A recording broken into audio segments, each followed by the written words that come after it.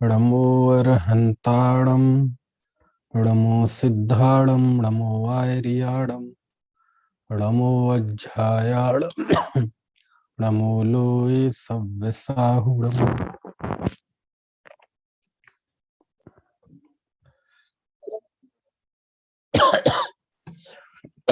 तत्वार्थ सूत्र 8वां अध्याय। इसमें बंध का कथन चल रहा है। 9वां सूत्र पढ़ा था जिसमें मोहिनी कर्म के 28 भेदों का कथन था। अब आगे हम बढ़ते हैं। मोहिनी के बाद आयु कर्म। तो 10वें सूत्र में आचार्य भगवान ने आयु कर्म के भेद बताए हैं, आयु कर्म की प्रकृतियां। नारक तैर्यग योनि मानुष्य देवन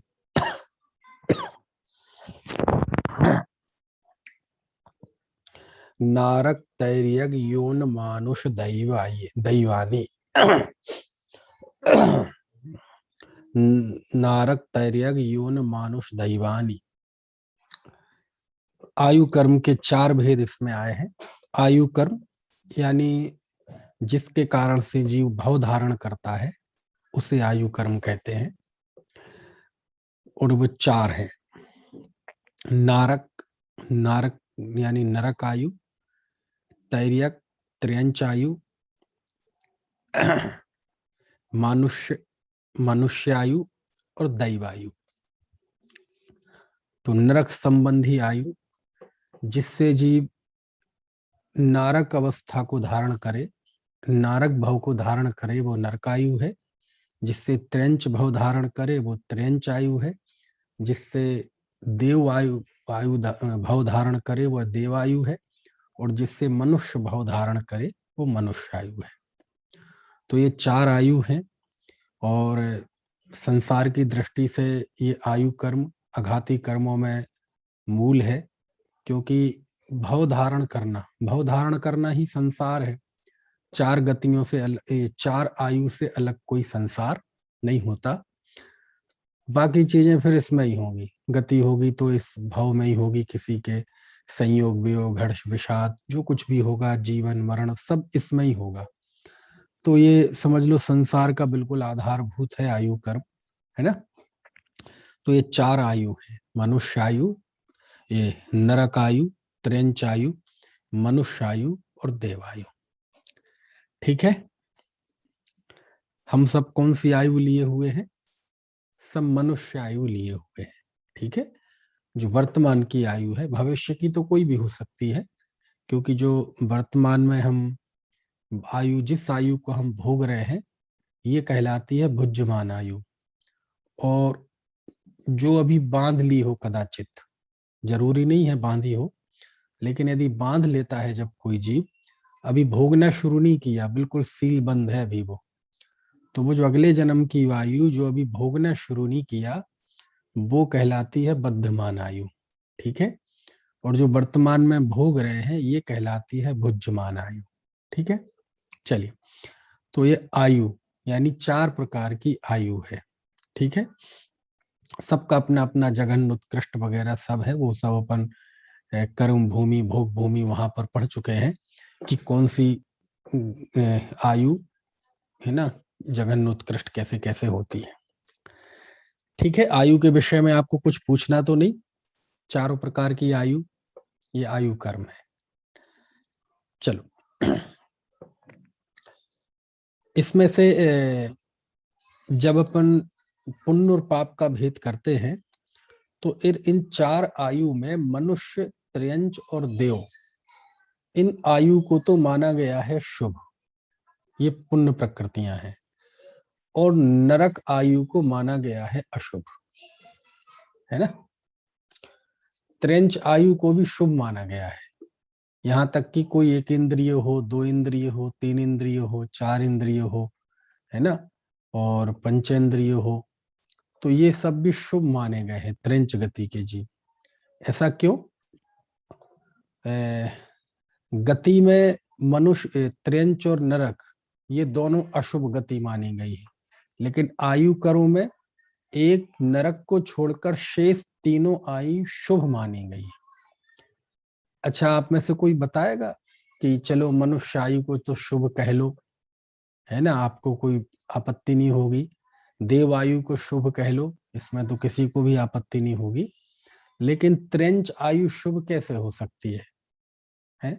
त्रेंच आयु में कुत्ते बिल्ली गाय भैंस है, अब ये कत्ल खानों में कितनी दयनीय तरीके से, दर्दनाक तरीके से उनको मारा जाता है। तो ये सब शुभ आयु वाले हैं क्या? ये पेड़ पौधे कीड़े मकोड़े ये शुभ आयु वाले हैं क्या? तो इनकी आयु शुभ कैसे हो सकती है, ऐसा प्रश्न है ना। हाँ बताओ, मोक्ष बताओ। जय जिनेन्द्र भैया जी, मुझे इसका जो कारण लगता है कि मतलब तिर्यंच आयु को शुभ में लिया क्योंकि तिर्यंच आयु में भी जीव संयम को धारण कर सकता है। नहीं तो एक इंद्रिय कहाँ कर सकता है, दो इंद्रिय कहाँ कर सकता है, तीन इंद्रिय कहाँ कर सकता है, चार इंद्रिय कहाँ कर सकता है, असंगी पंचेंद्रिय कहाँ कर सकता है। चलो ठीक है, कोशिश अच्छी की। और कोई? इसीलिए कहते हैं शुभ आयु की निगोद से निकलकर अगर एक इंद्रिय भी बन गया तो बहुत अच्छा है। तो निगोद मतलब शुभ नहीं है, निकलना शुभ है, निगोद शुभ नहीं है। नहीं नहीं, ये नहीं है। चलो बताता हूं। ये शुभ आयु मतलब हमारे मन में शुभ मतलब ऐसा हो गया है कि शुभ मतलब बढ़िया, धार्मिक और बहुत महान। अरे यहाँ शुभ इसलिए है वो क्योंकि कोई भी हो, एक इंद्रिय, दो इंद्रिय, तीन इंद्रिय, चार इंद्रिय, पांच इंद्रिय, जीव जिस अवस्था को धारण करता है प्रपंच में भी, उस अवस्था में भी वो रहना चाहता है, उस स्थान को, उस पर्याय को छोड़ना नहीं चाहता, मरना नहीं चाहता, है ना। आप जो कीड़ा मकोड़ा है ना, कोई छोटा मोटा चींटी वगैरह भी होगी, तो चींटी को भी आप परेशान करोगे तो अपना रास्ता बदल लेगी, आप उसके सामने बाधा पैदा करना, है ना। तो कोई भी जो है जीव नरक गति को, नरक आयु वाले को छोड़कर, नरक आयु वाला तो प्रति समय मरना चाहता है, वो तो खूब आत्महत्या के भाव भी करता है। आत्महत्या क्या करे, लेकिन वहां तो आत्महत्या होती नहीं, है ना, आयु का कदली घात भी नहीं होता। लेकिन त्र्यंच आयु वाला सब जीना चाहते हैं, है ना, ये उसकी मूलभूत वृत्ति है, मतलब मनुष्य की, देव की, नारकी की, ये त्र्यंच की। अब कोई असाधारण परिस्थिति, विशिष्ट संक्लेश परिणामों में कोई आत्महत्या कर लेता है, वो एक कंडीशन है, लेकिन सामान्य तौर पे सभी जीव इन आयु में रहना चाहते हैं, मरना नहीं चाहता कोई जीव इसमें, है ना। और इसके जीवन की रक्षा के उपाय करता है। यदि मनुष्य को, है ना, कोई मृत्यु का प्रसंग आ जाए तो उपाय करता है कि नहीं, डॉक्टर के पास जाता है, allopathy, homeopathy, Ayurvedi, reiki, acupressure, acupuncture, इनसे काम न बने तो बाबा, तिजारा, पदमपुरी। तो कहने का वो जीवन को रक्षा करना चाहता है। ऐसी पशु भी होता है, उसके पास ये उपाय भले ही ना हो, लेकिन वह जीना चाहता है, कितना भी कष्ट में हो पशु, उसे आप मारने जाओगे तो वो डर जाएगा, है ना। एक इंद्रिय भी जीना चाहता है, निगोदिया भी, भले ही उसकी वो निकृष्ट अवस्था है, लेकिन उसमें भी वो आनंद महसूस, मतलब उसको पर्याय को भी छोड़ना नहीं चाहता। यही कारण है कि आचार्य कल्प पंडित टोडरमल जी ने मोक्ष मार्ग प्रकाशक में लिखा है कि देखो ये मोह की महिमा कैसी है कि जीव जिस पर्याय में जिस पर्याय में जाता है, उसी पर्याय के साथ अपनापन कर लेता है, उसी में एकत्व बुद्धि कर लेता है ना। और कीड़े का उदाहरण तो आपने सुना ही है कि एक राजा था, वो मर के कीड़ा बन गया, तो कह रखा था मैं कीड़ा बनूं तो मुझे मार देना, लेकिन जब उसे मारने जाए तो वो कीड़ा बच जाए, नीचे छुप जाए कहीं मल में। क्यों?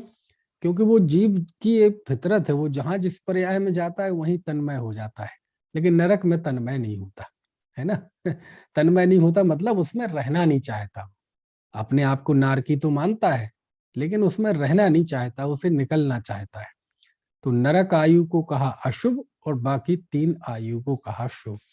और आपको पता है ये जो कीड़े का उदाहरण है ना, भूप कीड़ा हो गया, ये उदाहरण कार्तिकेय स्वामी ने कार्तिकेयानुप्रेक्षा की एक गाथा में दिया है। कहाँ दिया है? कार्तिकेय स्वामी की कार्तिकेयानुप्रेक्षा में एक गाथा में है बाकायदा उदाहरण।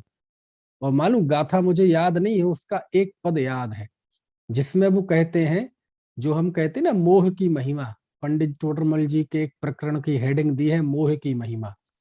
ये मोह की महिमा हेडिंग भी वो वहां से है, कार्तिकेयानुप्रेक्षा से।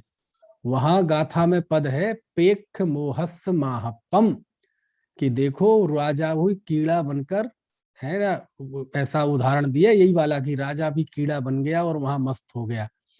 तो उस स्थिति को, उस विडंबना को देखकर कुमार कार्तिकेय स्वामी ये टिप्पणी कर रहे हैं, पेख मोहस्स माहपम, अरे जरा मोह का महात्म तो देखो ऐसा कि जरा मोह का महात्म तो देखो, जिसे हम मोक्षमार्ग प्रकाशक में मोह की महिमा कहते हैं ना। तो ये प्रयोग कार्तिकेय स्वामी ने किया है कि देखो वो राजा कीड़ा बन गया, वहीं जाके मस्त हो गया मोह के उदय में।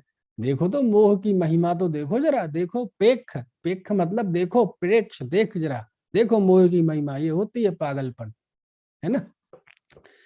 खैर, तो ये 4 आयु हैं, ठीक है। चलो, इसके बाद अब अगला कर्म है नाम कर्म, और ये सबसे बड़ा है प्रकृतियों की दृष्टि से, क्योंकि इसके 42 भेद है।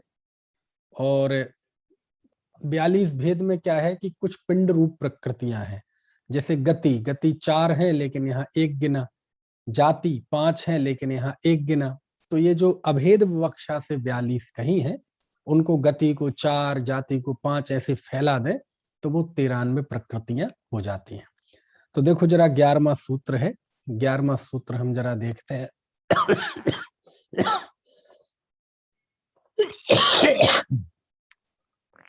चलिए,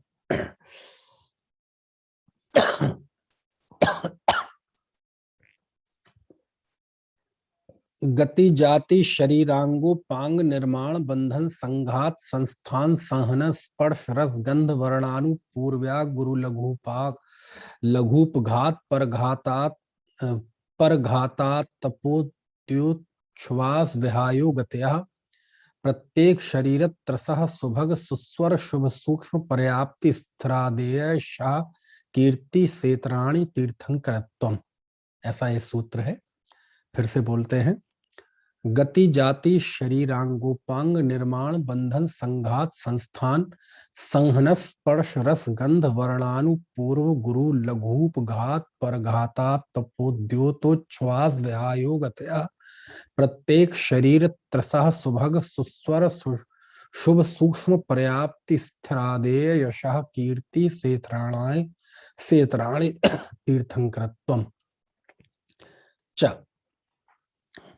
ठीक है, तो ये सूत्र है। देखो जरा,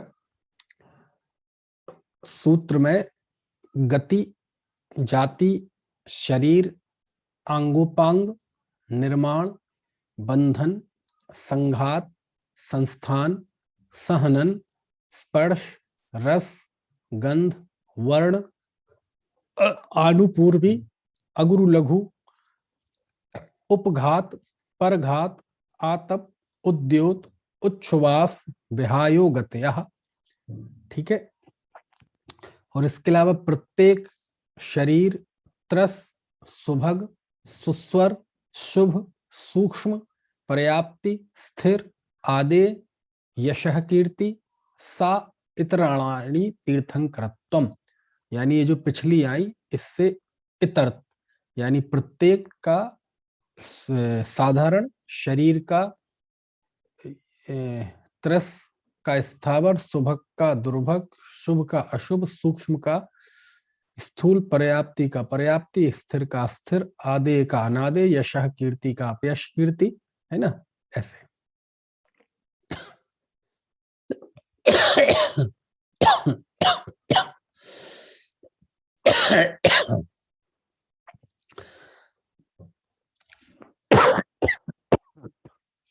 चलो,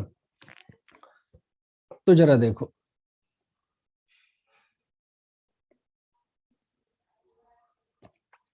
तो इतर साधारण के बाद से साधारण और प्रत्यय के यहां से इतर लगाना है, ठीक है। तो कुल मिला के ये 42 प्रकृतियां हैं। अब इसमें सबसे पहले हम देखते हैं गति, ठीक है। ये गति क्या है? गति मतलब, गति का अर्थ होता है वैसे गमन करना, ठीक है ना। तो जिस कर्म के उदय से ये जीव दूसरे भाव में जाता है ना, वो गति है। क्योंकि गति मतलब गमन करना। भैया हमें आवाज नहीं आ रही, क्या सभी को आ रही है? आ रही होगी सबको आवाज? हाँ, सब तो सब ठीक है। आ रही है, हमको तो आ रही है। हाँ हाँ हाँ, आपका ही है कुछ उदय। चलो, तो गति मतलब जिस कर्म के उदय से जीव भवांतर में गति करता है, गमन करता है, वह गति कर्म है।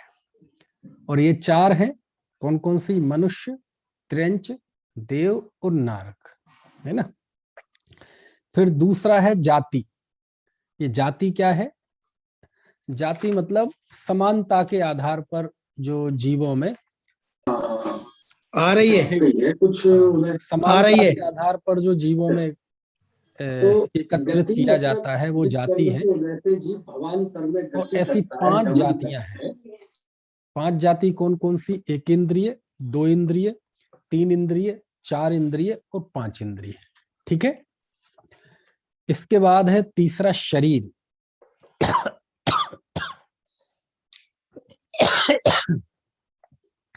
शरीर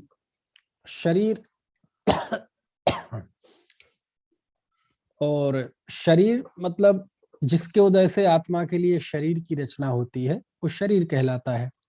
तो 5 शरीर हैं औदारिक। अब इनके स्वरूप अपन दूसरे अध्याय में जान चुके हैं। औदारिक, वैक्रियक, आहारक, तेजस और कारमाण, ठीक है। चलिए, फिर अगला है आंगोपांग। अंग और उपांग, हाथ पैर आदि जो हमारे अंग हैं और नाक आदि जो उपांग हैं। तो इन आंगोपांग की जो रचना है, जिसके उदय से, जिस कर्म के उदय से जीव के अंग और उपांग की स्पष्ट रचना हो, वो आंगोपांग है ना। अब देखो ना, हमारे आपके आंगोपांग अलग तरह से दिखते हैं, कुत्ते बिल्ली गाय भैंस के अलग तरह से दिखते हैं, कीड़े मकोड़ों के, मक्खी मच्छर के, मकड़ी के अलग तरह से दिखते हैं। तो ये जो अंग और उपांग की रचना है, इन अंग उपांग की रचना करने में जो कर्म का उदय निमित्त है, वो है आंगोपांग नाम का नामकर्म, ठीक है।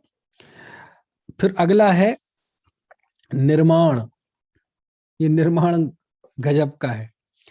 निर्माण से क्या होता है?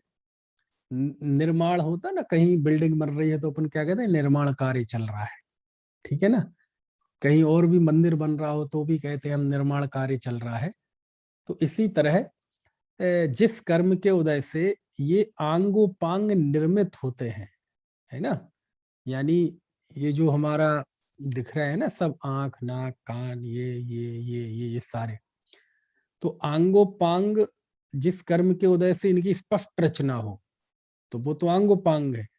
लेकिन इनमें जो मटेरियल लगा हुआ है, जिससे ये बने हुए हैं, वो कहलाता है निर्माण नाम का नामकर्म।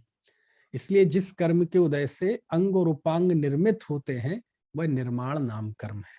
समझ में है ना? कहते हैं कंस्ट्रक्शन, कहीं ईंट वगैरह तो जमा रहे हो, है ना, चिनाई चल रही, तो कंस्ट्रक्शन चल रहा है। तो ऐसे ही समझ लो आप, है ना। तो निर्माण का ये काम है। तो गति हो गई, जाति हो गई। गति 4 होती है, जाति 5 होती है, शरीर 5 होते हैं, है ना। आंगोपांग जो है, इसको अलग से इसके कई भेद नहीं होते, है ना। चलो,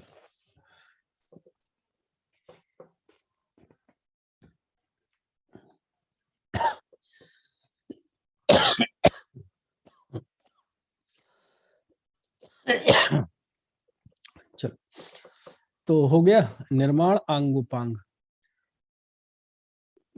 3 शरीर की अपेक्षा से 3 प्रकार के आंगोपांग हैं। औदारिक आंगोपांग, वैक्रियक आंगोपांग और कौन सा बचा? आहारक आंगोपांग। क्योंकि शेष दो जो शरीर हैं, कौन कौन से? तेजस और कारमान, तो उनमें तो कोई आंगोपांग होते नहीं।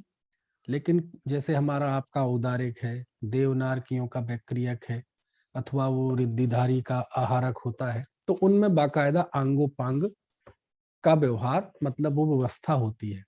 इसलिए उस दृष्टि से आंगोपांग की 3 प्रकार का कहा है।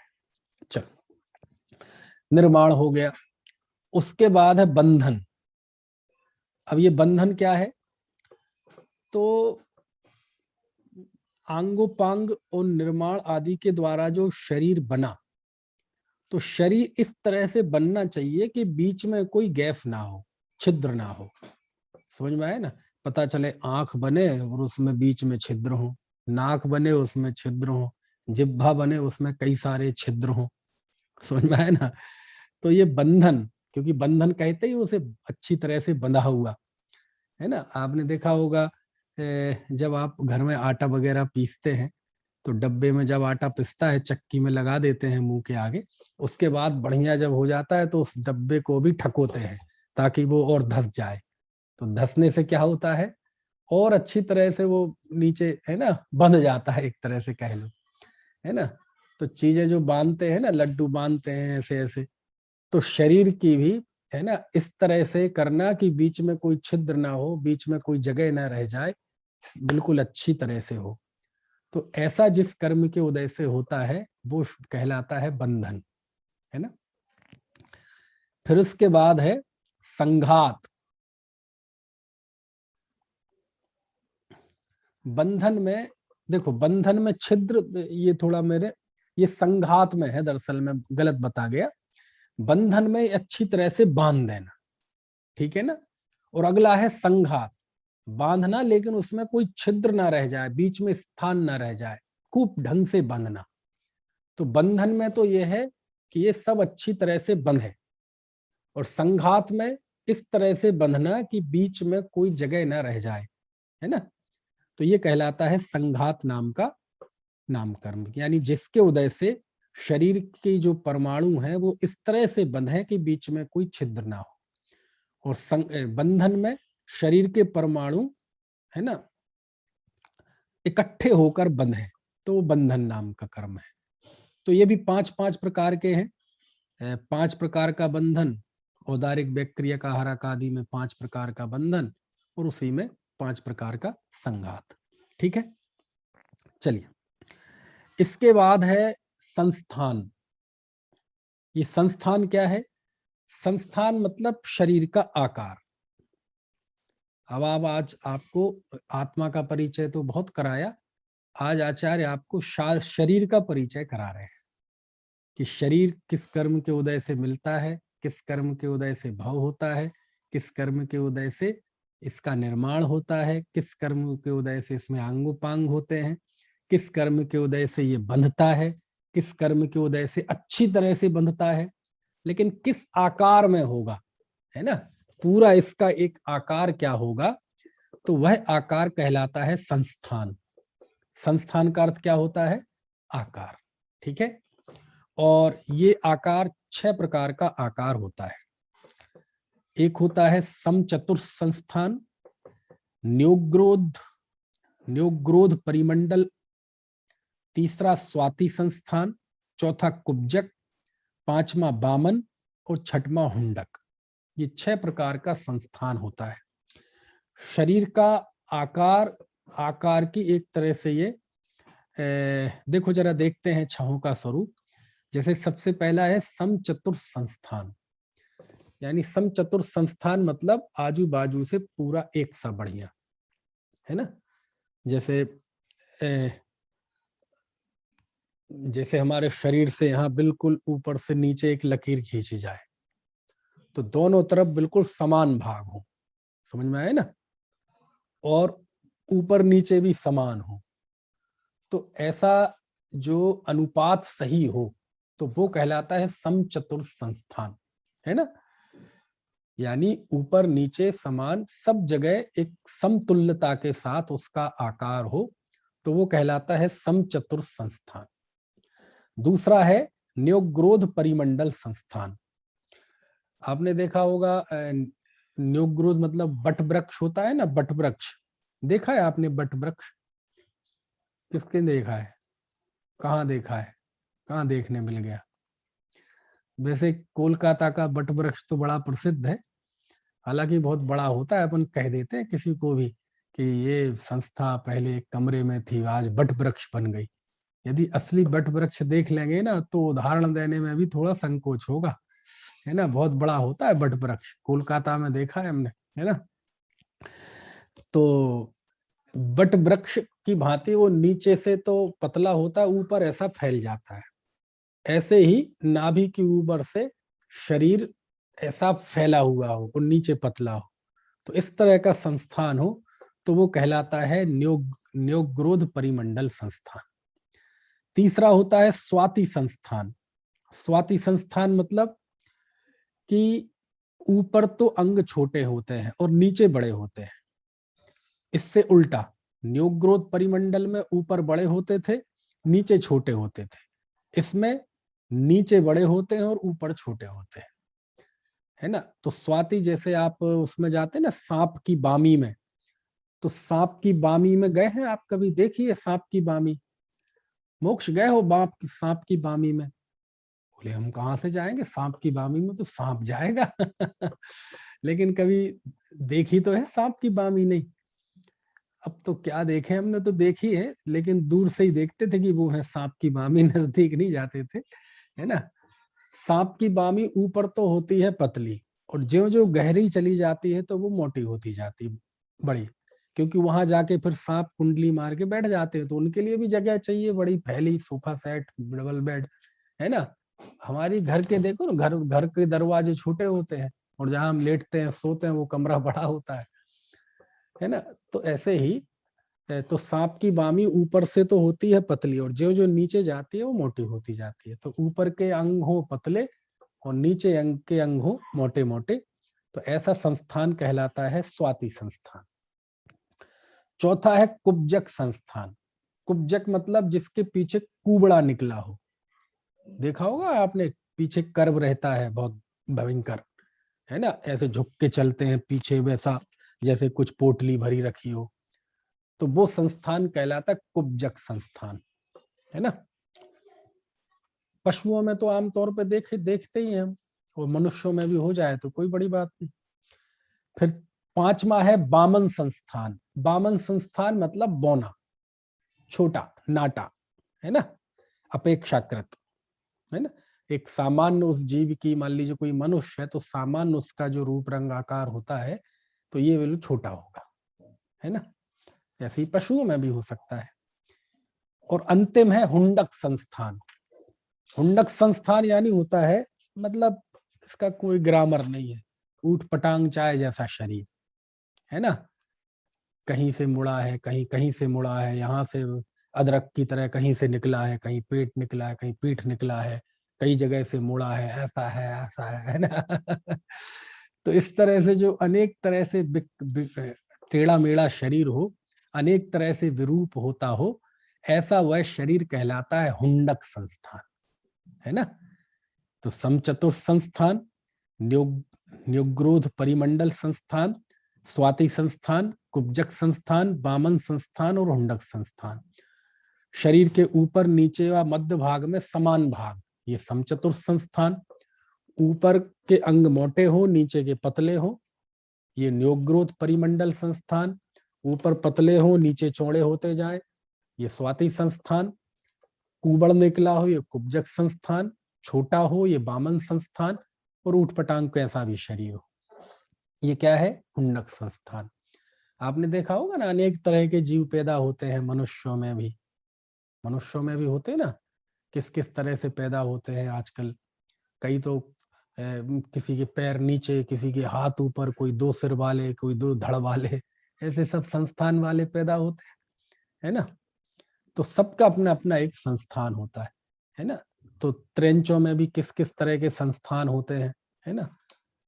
लोगों ने तो कोरोना के भी संस्थान दिखाई है ना, आखिर वो गोल गोल, है ना अब पता नहीं कैसे कैसे होते हैं, ठीक है। तो ये 6 संस्थान है। फिर अगला है सहनन। संस्थान तो हो गया शरीर का आकार, ठीक है, शरीर की ज्योग्राफी। अब है शरीर की ताकत, जो शरीर में हड्डियां होती हैं, तो हड्डियों की जो ताकत होती है, विशेष मजबूती, उसको कहते हैं संघनन, ठीक है। तो 6 प्रकार के संघनन होते हैं।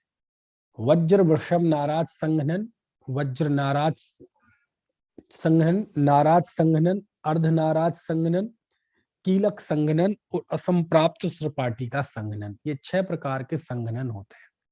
अब ये 6 संघननों की बहुत सबके भले ही नाम ना आते हो, लेकिन वज्र वृषभ नाराज संघनन का जिक्र बहुत आता होगा। जब भी कोई थोड़ा मजबूरी बताए तो ऐसा भी कहेंगे भैया बहुत हीन संघनन मिला है। संघनन मतलब हड्डियों की शक्ति, मतलब शारीरिक शक्ति एक तरह से, है ना। कोई थोड़ा सा शिथिलाचारी हो और व्रत आदि ठीक से पालन ना करता हो, तो वो कैसा जी, अब पंचम काल में जी संघनन नहीं है तो इसलिए ये सब होता है ना। तो किसी कई कई रूप में बोले मोक्ष क्यों नहीं होता पंचम काल में, क्योंकि वज्र वृषभ नाराज संघनन नहीं होता। ऐसी कई कई बातों के कारण से इन संघननों का जिक्र आता है। तो देखते हैं जरा ये संघनन क्या है ना। ये 6 प्रकार के संघनन है। इसमें देखो, संघनन में 3 चीजें देखना है।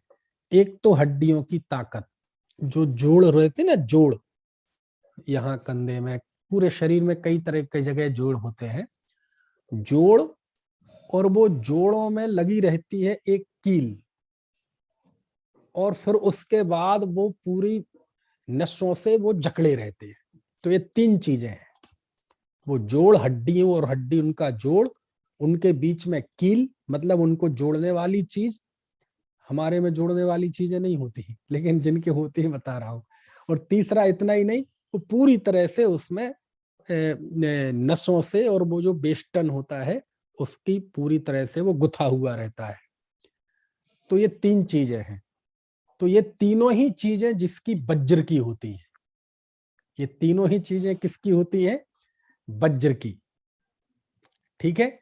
यानी वज्र की हड्डी, वज्र की कील, और उससे जो लिपटी हुई रहती है वो शिराएं, नसें, जो बेष्टन, बेष्टन बोलते हैं उन्हें, उसे ही बोलते हैं नाराज, है ना, ठीक है।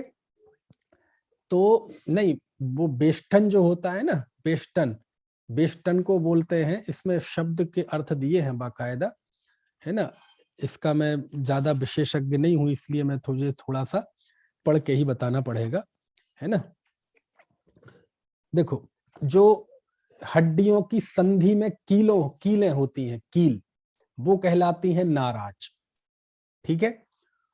और जो नसों के बेष्ठन होते हैं वो कहलाते हैं वृषभ, यानी नसों के जो जाल लगे रहते हैं, ठीक है। और समझ गए, वज्र वृषभ नाराज। तो वज्र मतलब वज्र की हड्डियां, हाड़, और नाराज मतलब उनको जोड़ने वाली जो कीलें, और वृषभ मतलब उसका जो बेष्ठन, ठीक है, उसके चारों ओर जो नसों का जाल बना रहता है। तो ये तीनों जब वज्र की हों, ये जब तीनों वज्र की होती हैं, तो ऐसा शरीर कहलाता है, ऐसा संघनन उसे कहते हैं वज्र वृषभ नाराज संघनन। यानी वज्र के हाड़, वज्र का बेष्ठन व वज्र की कीलियां। तो इसका क्या अर्थ हुआ, वज्र वृषभ नाराज संघनन, ठीक है। वज्र का संघनन यानी हड्डियां, वज्र का बेष्टन यानी वृषभ, और वज्र की कीली। तो ये क्या हो गया, वज्र वृषभ नाराज संघनन, ठीक है। संघनन यानी हड्डियां, हड्डियों की ताकत। फिर दूसरा है वज्र नाराज, यानी वज्र नाराज संघनन। तो वज्र नाराज संघनन मतलब वज्र तो पहले लगा ही हुआ है, तो नाराज यानी कीली, और संघनन यानी हड्डी। तो जहां जो बेष्टन है वो तो नहीं है वज्र का, लेकिन जो हड्डियां हैं वो वज्र की हैं, और जो कीलियां हैं वो वज्र की है। तो ऐसा जो संघनन है वो दूसरा है वज्र नाराज संघनन। ठीक है। फिर तीसरा है नाराज संघनन। क्या मतलब? नाराज संघनन में वज्र रहित कीलित हड्डियों की संधि हो, यानी जो इसमें तीसरे वाले में नाराज संघनन में हड्डी की दोनों संधियों में घुंडी सहित बड़े कीले और उनके ऊपर बेष्टन होने पर भी ये तीनों वज्र में नहीं होते, यानी ना हड्डियां वज्र की होती है, ना बेष्टन वज्र का होता है, ना कीली वज्र की होती है। उसके बावजूद भी ये कीलियां होती हैं लेकिन वज्र की नहीं होती है ना। तो ये भी काफी मजबूत होता है। वज्र का नहीं होता है इसलिए कोई मजबूती नहीं है, ऐसा नहीं है। ये भी बहुत मजबूत होता है लेकिन वज्र का नहीं होता। ठीक है। तो ऐसा संघनन कहलाता है नाराज संघनन। चलिए, इसके बाद आगे के तीन संघनन। फिर है अर्ध नाराज। अर्ध नाराज यानी जो अभी जो कीलित थी, जो हड्डियां थी आपस में बहुत बढ़िया तरीके से जुड़ी हुई थी। ठीक है। नाराज संघनन में घुंडी सहित बड़े कीले और उसके ऊपर बेष्ठन थे, लेकिन अर्ध नाराज में जिसमें हड्डी की संधि में एक ओर से घुंडी सहित बड़ी कील हो परंतु दूसरी ओर कील ना हो। अब ऐसे वो जुते हुए रहते हैं आपस में टाइट कि एक तरफ से तो कील लगी रहती है लेकिन दूसरी तरफ से नहीं लगी रहती है ना। तो वज्र के तो अब रहे नहीं, वो तो बात खत्म हो गई पहले दो में ही। लेकिन इसमें कील आधी आधी कीलें होती हैं, है ना। तो ये कहलाता है अर्ध नाराज। फिर पांचवा है कीलक संघनन, जिसमें हड्डियों की संधि में घुंडी बिना कीलें हो, वह कीलक संघनन। यानी बेष्टन भी होता है, हड्डियां भी होती हैं और लेकिन कील होती है लेकिन उसमें घुंडी नहीं लगी रहती है ना। अब जो लोग एक काम देखा होगा आपने इलेक्ट्रिशियन का अथवा गाड़ी वगैरह का अथवा साइकिल का अथवा लकड़ी का, आपने देखा होगा कई तरह से कील लगाते ना, इस तरह के वो लंबे लंबे क्या कहलाते हैं, स्क्रू। कि ऐसे स्क्रू होते हैं कि एक तरफ वो पूरा उसकी गुंडी सी होती है, ऐसे होते हैं कि ऐसे दोनों तरफ से कसते हैं तो दोनों तरफ से टाइट हो जाते हैं, इस तरफ भी ना निकले इस तरफ भी ना निकले, है ना। इस तरह से कहते हैं कि एक ही तरफ से टाइट हो। और ऐसे भी होते हैं कि दोनों तरफ घुंडी नहीं हो। ऐसी कीलें देखी हैं आपने जिसमें दोनों ही तरफ घुंडी ना हो, बस वो ठोक दी जाती है ऐसे। तो बस ऐसे ही है कि नाराज संघनन में ऐसी होती, दोनों तरफ घुंडियां होती है।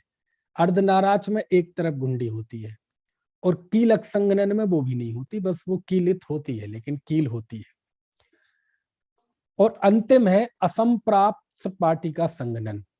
इसमें क्या होता है, इसमें हड्डियों की संधियां मिली नहीं होती, मात्र उनके चारों ओर मांस सहित बड़ी छोटी नसें लिपटी होती हैं। यानी कील तो होती नहीं, जैसे आपकी हमारी जो आप देखना हमारे जो जोड़ हैं उसमें कील फील तो होती नहीं है ना। तो उसमें क्या होता है, संधियां भी नहीं होती। तो फिर क्या होता है, वो बस एक हड्डी मांस के एक उससे वो बस बंधे हुए रहते, जुड़े हुए रहते। यही कारण है कि हमारे जरासे में मोच आ जाती है, जरासे में घुटना खिसक जाता है ना, क्योंकि उनमें आपस में कोई बंधन तो है नहीं, कोई कील तो है नहीं। तो यही कारण है कि हमारे जल्दी जल्दी ऑर्थोपेडिक्स जो होते हैं ना, हड्डियों की डॉक्टर, हड्डियों की दुकानें, इसलिए इनकी इस काल में ज्यादा हो गई, क्योंकि हमारे इसमें कोई कील नहीं होती, कोई ऐसे वो नहीं होते। बस जो नस वगैरह होती ना, मांस सहित बड़ी छोटी नसें ये लिपटी रहती हैं और उसी से ये बंधे हुए रहते हैं, है ना। तो इस तरह से ये छठवां संघनन है असंप्राप्त सपाटिका संघनन। ठीक है। तो ये 6 संघनन है ना। अब आप पूछ सकते हैं कि जी हमारा कौन सा संघनन है, हमारा आपका संघनन, देवों का कौन सा संघनन होता है, नारकियों का कौन सा संघनन होता है। देव और नारकियों का तो कोई संघनन नहीं होता, क्योंकि उनके शरीर में हड्डियां होती नहीं है। किनके में, ना देव के में हड्डियां होती है ना नारकियों में हड्डियां होती है। त्रेंचों में भी सबके हड्डियां नहीं होती है ना। अब निगोदिया वगैरह के कहाँ हड्डियां, है ना, तो उनके कोई संघनन नहीं होता। एक इंद्रिय पृथ्वी का, एक जल का, एक अग्नि का, एक वायु का, एक वनस्पति का, एक इनके कोई हड्डियां नहीं होती। ये तो भोग भूमि के जो मनुष्य त्रयंच होते हैं उनके सबके पहला वज्र वृषभ नाराज संघनन होता है। भोग भूमि की महिलाओं का भी, स्त्रियों का भी वज्र वृषभ नाराज संघनन होता है। समझ में आए ना। कर्म भूमि में आओ तो सब होते हैं, छहों के छहों संघनन होते हैं। चौथे काल तक आओ, चौथे काल में छहों संघनन होते हैं, पंचम काल में भी होते हैं। लेकिन जब ये पंचम काल के पैदा हुए तो नहीं होते, है ना, चौथे काल में पैदा हुआ हो तो हो सकते हैं उसको पंचम काल में आते आते भी संघनन हो, क्योंकि पंचम काल में इतने जीव मोक्ष गए तो वो सब वज्र वृषभ नाराज संघनन वाले थे। लेकिन पंचम काल का जीव हो कोई तो वहां ये ऊपर के 3 संघनन नहीं होते, नीचे के 3 संघनन होते हैं। कौन कौन से? अर्धनाराज, कीलक और असंप्राप्ता सृपाटिका। और छठे काल में तो केवल छठमा ही होता है, असंप्राप्ता सृपाटिका, है ना। तो ये सब शास्त्रों में गणित लिखे हैं। ये सब भी लिखा है कि कौन से संघनन वाला जीव कहाँ कहाँ जा सकता है। जैसे पंचम काल में केवल 3 संघनन वाले जीव कहे, तो ये 3 संघनन वाले जीव तो 16वें स्वर्ग तक जा सकता है, ठीक है ना।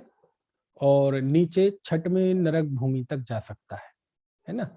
लेकिन जो अंतिम संघनन वाला है वो केवल 8वीं स्वर्ग तक और नीचे 3री नरक भूमि तक जा सकता है।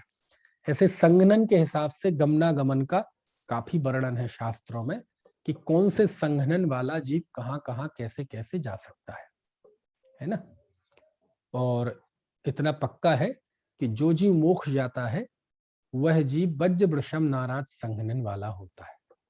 यानी वज्र वृषभ नाराज संघनन वाले जीव के ही ऐसी पात्रता होती है कि वही जीव मोक्ष जा सकता है। तो वज्र वृषभ नाराज संघनन प्राप्त करना चाहिए फिर तो, क्यों जी?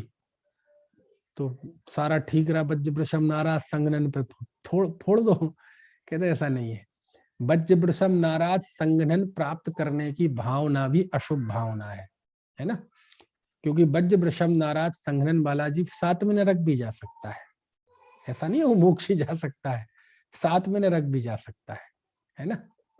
इसलिए वो कोई जरूरी नहीं है कि वज्र वृषभ नाराज, ऐसा अनेक बार, अनंतों बार हम वज्र वृषभ नाराज संघनन प्राप्त कर चुके हैं। कोई जीव ऐसा नहीं है जिसने इसे प्राप्त ना किया, अनंतों बार प्राप्त कर चुके हैं, कोई बहुत बड़ा काम नहीं है ना। चलो, तो ये हो गया 6 प्रकार का संघनन। अब उसके बाद जो शरीर है, शरीर में स्पर्श, रस, गंध, वर्ण, ये 4 चीजें होती हैं। क्योंकि शरीर आखिरकार है तो पुद्गल की रचना ना। तो शरीर में 8 प्रकार का स्पर्श होता है। कौन कौन सा? जो 8 प्रकार के स्पर्श है, कौन कौन से? रूखा चिकना, हाँ, कोई बहुत रूखा हो, खुर्द है ना, कोई बहुत मृदु हो। तो रूखा, चिकना, हल्का, भारी, कड़ा, नरम, ठंडा, गरम, ये शरीर की 8 भेद है। स्पर्श के, रस के 5 भेद, खट्टा, मीठा, कड़वा, कषायला, तीखा, ठीक है। गंध के 2 भेद, सुगंध और दुर्गंध, और 5 प्रकार का वर्ण, काला, नीला, लाल, सफेद और हरा। पीला नहीं है, पीला नहीं है, हरा है। हरे कलर के भी मनुष्य होते, जीव होते हैं, होते कि नहीं? ऐसा संघनन हो हरे कलर के, है ना। तो ये 5 प्रकार की का वर्ण है, यानी जिसके उदय से जीव के रंग हो वह वर्ण।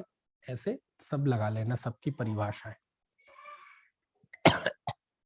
हमारे तीर्थंकरों के आते हैं ना, कैसे आते हैं जरा बोल के बताना। 2 गोरे 2 सांवरे और 2 हरियल 2 लाल, ये सब सुने हैं ना आपने। चलो, इसके बाद होता है आनुपूर्वी।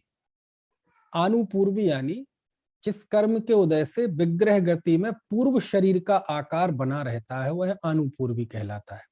यानी मान लीजिए आप सब, हम मनुष्य हैं यहाँ, और मनुष्य से आगे कहीं देवगति में गए, तो मनुष्य गति, मान लीजिए मनुष्य शरीर तो छूट गया और अब देवगति में जाना है, वहां बस वैमानिक देव में वहां पैदा होना है।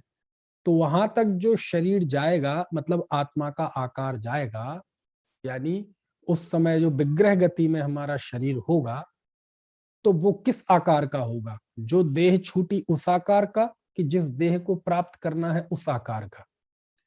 तो जो देह छोड़ के जा रहे हैं उस आकार का होगा। तो किस कर्म के उदय से ऐसा होता है? तो वो कहलाता है आनुपूर्वी। ठीक है, कि विग्रह गति में पूर्व शरीर का आकार जिस कर्म के उदय से बना रहे उसे क्या कहते हैं? आनुपूर्वी। ठीक है, चूंकि ये चारों गतियों में होता है इसलिए इसके चार भेद होते हैं: नरक गत्यानुपूर्वी, त्रेंच गत्यानुपूर्वी, देव गत्यानुपूर्वी और मनुष्य गत्यानुपूर्वी। ठीक है, चलिए इसके बाद होता है अगुरु लघु। अगुरु लघु क्या है? अगुरु लघु मतलब जिन कर्म स्कंधों के द्वारा अगुरु लघुपना है। अगुरु लघुपना मतलब ऐसा बहुत हल्का भी नहीं और बहुत भारी भी नहीं सुमेरु पर्वत की तरह, और ऐसा हल्का भी नहीं कि परमाणु की तरह, है ना? तो ऐसा जो शरीर मिलता है वो कहलाता है अगुरु लघु, यानी शरीर ना हल्का ना भारी, लघु यानी हल्का। ठीक है, तो गुरु मतलब भारी, और अगुरु अलघु यानी ना हल्का ना भारी। फिर है अगला उपघात। उपघात से आशय यह है कि जिस कर्म के उदय से स्वयंकृत बंधन हो वह उपघात नाम का कर्म है। यानी जीव कई बार ऐसी स्थिति बनाता है कि अपना ही घात करता है, अपने ही अंगों का स्वयं घात कर लेता है, कर लेता ना।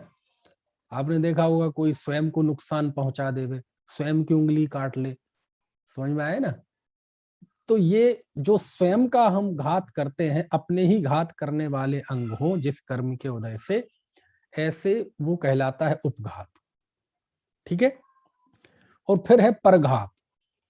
दूसरों के द्वारा घात किए जाने वाले अंग, जिस कर्म के उदय से दूसरों के द्वारा मतलब पर के द्वारा घात हो सके, ऐसे शरीर की पुद्गल की स्थिति बनना, वो कहलाता है परघात नाम का नामकरण। उसके बाद है अगला आतप। आतप यानी जिसके उदय से शरीर में आतप हो, है ना? जिसके उदय से शरीर में आतप हो। जैसे एक आतप सूर्य है। सूर्य जो है ना, सूर्य भीतर से तो ठंडा होता है, लेकिन उसकी जो बाहरी वो है वहां वो बहुत गर्म होता है, बहुत उष्ण होता है। तो वो आतप के लिए केवल एक ही दृष्टांत आता है, किसका? सूर्य का। ठीक है ना? तो जो सूर्य है उसके आतप नाम कर्म का उदय है। उसके बाद अगला है उपघात, परघात हो गया, आतप हो गया। उद्योत। उद्योत यानी देखो, आतप में तो क्या होता है, मूल शरीर तो होता है ठंडा, लेकिन बाहर वो होता है गर्म, वो आतप है। लेकिन जो उद्योत होता है इसमें मूल में भी ठंडा होता है और बाहर की जो किरणें होती हैं वो भी ठंडी निकलती है ना? यानी बढ़िया रोशनी इसमें से निकलती है। तो वो जिस कर्म के उदय से होता है वो कहलाता है उद्योत। जैसे चंद्रमा है ना, ये उद्योत नाम कर्म का उदय है ना? जुगनू है, जुगनू के भी उद्योत नाम कर्म का उदय होता है। देखा है आपने जुगनू? किसी ने देखा है? जुगनू नहीं देखा है चलो कोई बात नहीं। अब शहर में तो कहाँ देखने मिलते हैं, लेकिन हमने देखे हैं, बारिश के दिनों में आमतौर पे दिखते हैं, है ना? कभी कभार दिखते हैं। पंचम काल में सम्यक दृष्टि की स्थिति को भी खद्योत की उपमा दी है। खद्योत यानी होता है जुगनू। तो कहते हैं पंचम काल में सम्यक दृष्टि धर्मात्मा तो खद्योतवत होते हैं, मतलब जुगनू की तरह होते, कभी कभार दिख जाए तो दिख जाए। ऐसे शास्त्र में जुगनू का इस तरह से एग्जाम्पल दिया है। ठीक है, चलिए। तो जिस कर्म के उदय से, है ना, उद्योत यानी प्रभायुक्त ऐसा शरीर मिले, है ना, जो मूल में ठंडा हो और उसकी रश्मियां भी ठंडी हो, प्रभा सहित हो, वो उद्योत है। उच्छ्वास, जिस नाम कर्म के उदय से ये उच्छ्वास होती है वह उच्छ्वास है। फिर है विहायो गति। ये विहायो गति नाम कर्म के उदय से व्यक्ति गमन करता है, आकाश में गमन करता है ना, समझ गए आप। तो आकाश में गमन करना यानी पक्षियों के, नहीं तो पक्षी तो गमन करते ही है। ये विहायो गति नाम कर्म का उदय किसको होता है? पक्षियों के ना, है, पक्षियों के भी होता है, हम सबके भी होता है। जो भी गमन कर, हम भी जो गमन करते हैं ना, वो आकाश में ही गमन करते हैं, समझ में आए ना, क्योंकि आकाश तो सब जगह है। तो आकाश में जिस कर्म के उदय से जीव को गमन करने की शक्ति होती है ना, शरीर में, तो वो कहलाती है विहायो गति। तो ये पशु पक्षी सब ये विहायो गति है।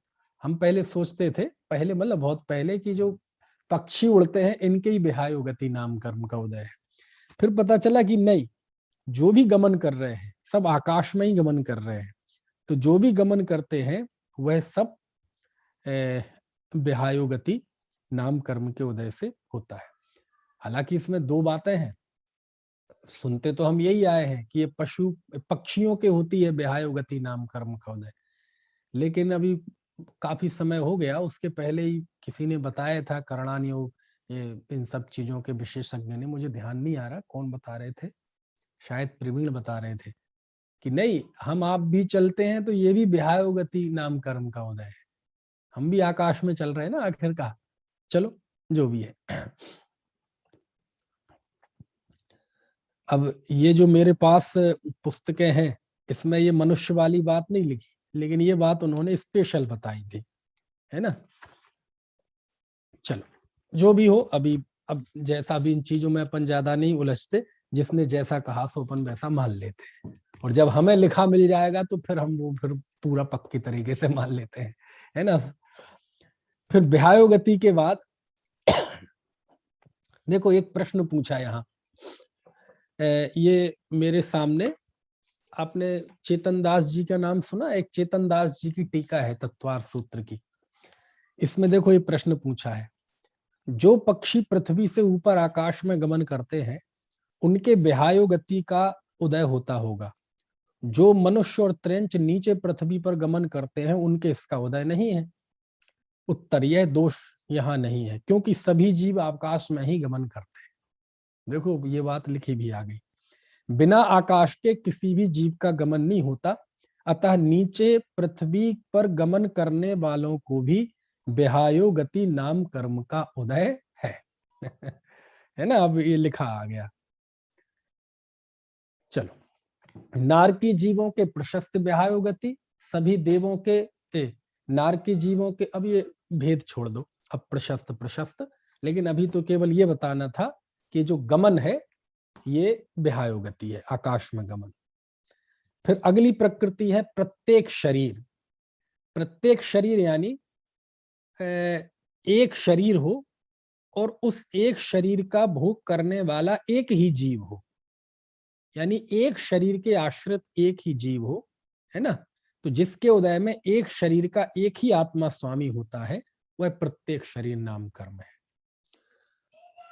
उसके बाद है त्रस, जिसके उदय में जीव दो इंद्रिय आदि प्राणों को, है ना, धारण करता है, वह त्रस है, क्योंकि दो इंद्रिय, तीन इंद्रिय, चार इंद्रिय, पंचेंद्रिय सब त्रस कहलाते हैं। फिर है सुभग, जिसके उदय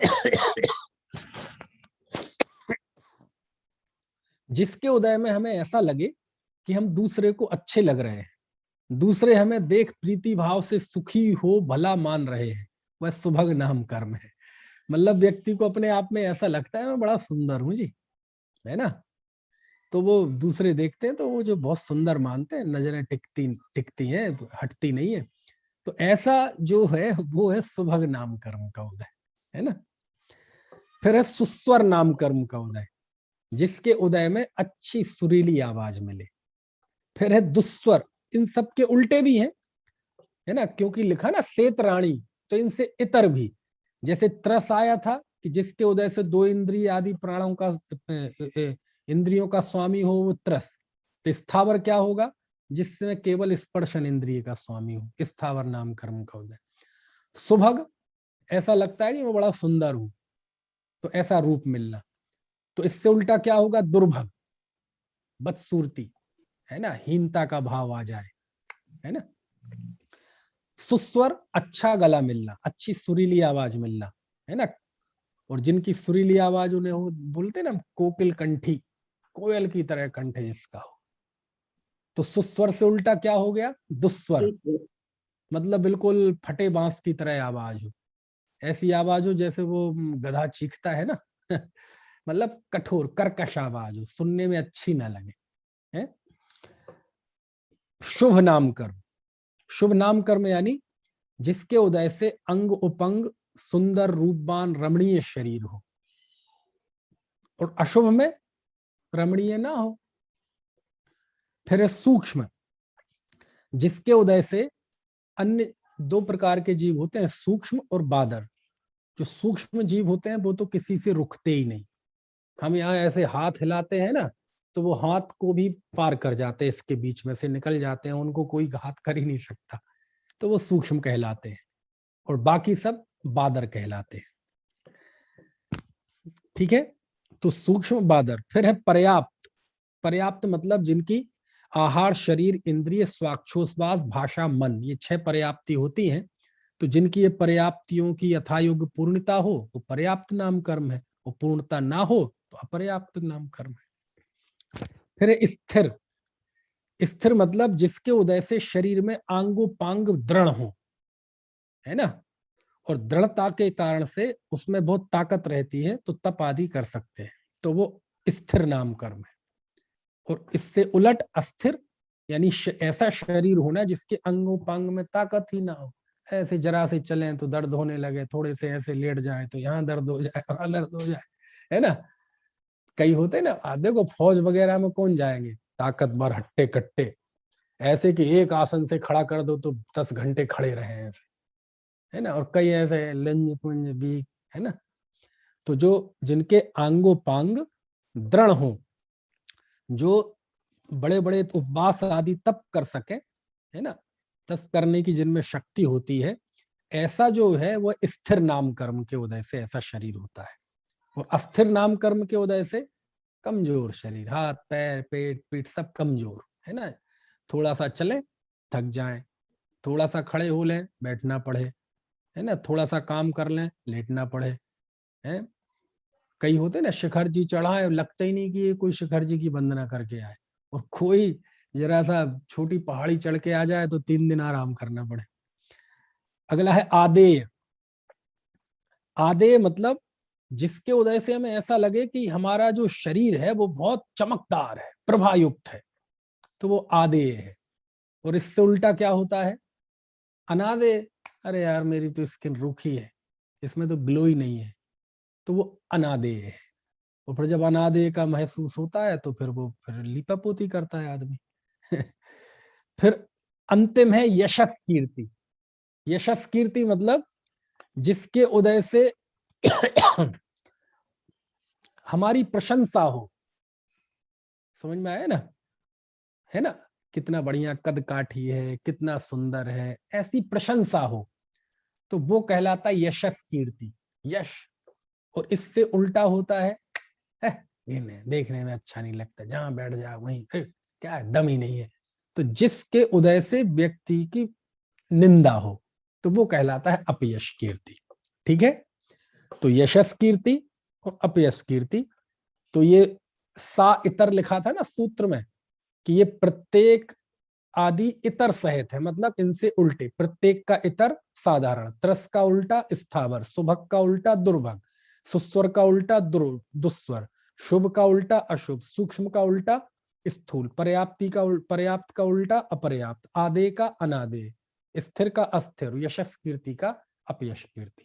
ठीक है, तो इस तरह से ये सब मिला के 42 प्रकृतियां होती हैं, और पिंड रूप प्रकृतियों को भेद कर दो तो ये सब 93 प्रकृतियां होती हैं। ठीक है, इस तरह से ये 11वां सूत्र हुआ।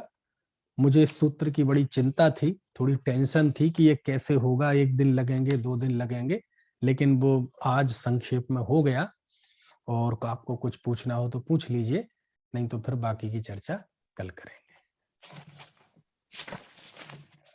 भाई साहब जी, इसमें जो ये वर्ण आया था ना, तो आपने इसमें पीला बताया रंग, काला नीला वो हरा बताया आपने इसमें। तो इसमें वैसे तो जैसे वर्ण में काला पीला नीला लाल सफेद आता है, तो इसमें वो नहीं आएगा पीला? पीला नहीं है, पीला नहीं है, कल मेरा भी ध्यान गया था, पीला नहीं है, पीत वर्ण, पीत वर्ण, पीत वर्ण। पीत हमारे वर्ण नहीं। इसमें मोक्ष मार्ग पर जो हमारे पास ये है ना मोक्ष शास्त्र, उसमें पीला लिखा हुआ है, इसलिए। देखो मैं भी देखता हूँ हम्म, कौन सा वर्ण में है ना, वर्ण में। वर्ण हो, क्योंकि कल मेरा खास ध्यान गया था कौन से शास्त्र में मैं पढ़ रहा था, तो उसमें पीत नहीं लिया था, हरित वर्ण लिया था। तो हरित वर्ण, क्योंकि 5 जो रंग कहे हैं, काला पीला नीला लाल सफेद, उसमें हरा नहीं है जी, उसमें पीला है, लेकिन यहाँ पीला नहीं लेके हरा लिया था। फिर हरा पढ़ते ही मुझे फिर वो छंद भी याद आया था जो आप लोग बोल रहे थे ना अभी, दो दो गोर कारे, और दो दो हरियल दो लाल, है ना। तो मुझे उस बात की फिर उस बात से पुष्टि भी हो गई थी, है ना। तो पीत वर्ण उसमें से नहीं था।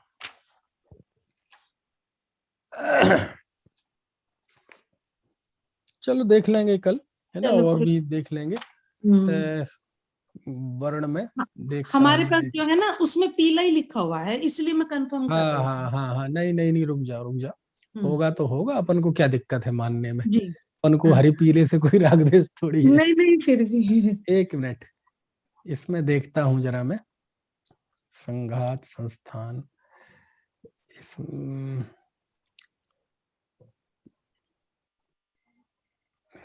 हमारे इसमें पीत वर्ण नहीं है।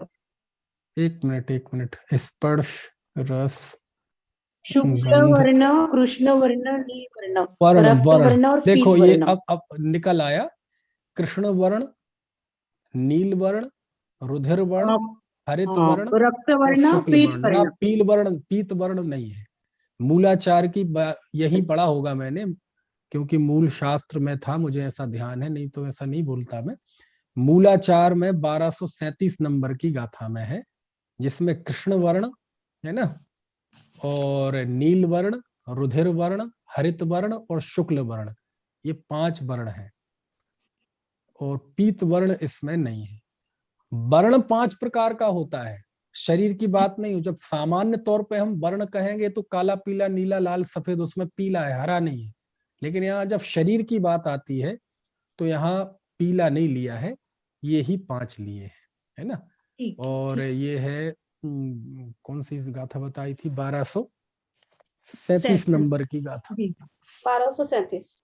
हाँ हाँ, एक मिनट देख लेते हैं ना, ग्रंथ कहाँ गया। चलो ठीक है, कुल मिला के मूलाचार का उदाहरण दिया है, तो ये उसमें जी हाँ हाँ प्रत्येक प्रत्येक शरीर का समझाइए, क्या बताया था? मतलब एक शरीर हो और उसके आश्रित एक ही जीव हो, यानी एक शरीर को ही एक जीव धारण करे। कई बार होता है ना, जैसे शरीर तो एक होता है, उसके अंदर अनंतों जीव होते हैं। ये जो वनस्पति होती है ना, वनस्पति, तो आप देखो ऐसी वनस्पति होती है कि एक वनस्पति में अनंत जीव है, तो शरीर एक ही है पूरा और उसके आश्रित अनंत जीव है, तो वो कहलाती है साधारण वनस्पति। लेकिन जब एक शरीर हो और उसके अंदर एक ही जीव हो, है ना, तो वो कहलाती प्रत्येक वनस्पति। एक शरीर, उसका धारण करने वाला एक ही जीव, कौन दूसरा है, हो मतलब कैसे, है। मतलब कौन हुआ, मतलब कौन कैसे, मतलब जैसे आलू के लिए कह सकते हैं, आलू जमीन का। आलू प्रत्येक थोड़ी है, वो तो उसके नहीं अनंत। तो नहीं, प्रत्येक भी साधारण में नहीं आएगा ये। चलो अब इसका कल बताएंगे, ये तो ठीक। बिल्कुल अलग ही मुद्दा है, पूरा साधारण प्रत्येक सब प्रतिष्ठित अप्रतिष्ठित, है ना? शमी का जो भैया पेड़ होता है ना, उसकी हर एक पत्ती पत्ती के अंदर अलग अलग पत्तियां होती हैं, और ये कहा जाता है हर एक पत्ती अलग अलग जीव है। अच्छा अच्छा, चलो ठीक है ना। सर स्त्री मतलब छठे नरक तक ही जा सकती है, ऐसा बोलते हैं, 7वें नरक में नहीं जाती, तो उसे कौन सा सहनन्य होगा इसमें से? इसलिए इस कारण जाती नहीं वो 7वें नरक में। इतना जाने का शौक क्यों लग रहा है भाई? अच्छा है ना नहीं जाती तो। मालूमात के लिए इसे सुना। हाँ हाँ, अभी विषय निकला इसलिए मैं तो कल बताना लगा। स्त्रियों के वज्र वृषभ नाराज संघनन तो हो सकता है भोग भूमि के, है ना, लेकिन कर्म भूमि की स्त्रियां 7वें नरक में नहीं जाती, है ना। तो 7वें नरक के लिए वज्र वृषभ नाराज संघनन की यदि अनिवार्यता है तो भाई अनिवार्यता होगी तो नहीं हो, इसलिए नहीं जाती होंगी, है ना। चलो, एक कर्म सिद्धांत का विशेषज्ञ नहीं हूं ना मैं, तो थोड़ा मैं देख के बता पाऊंगा, है ना। कई कल बताना सर, कल। ठीक है, हमें भी ऐसा सुना है करके फिर मालूमात होने को नहीं सी। हाँ चलो, चलिए जिनवाणी स्तुति करते हैं। जावाणी के ज्ञान पे सोझे लोकालोक, सोवाणी मस्तक नमो सदा देत हूँ।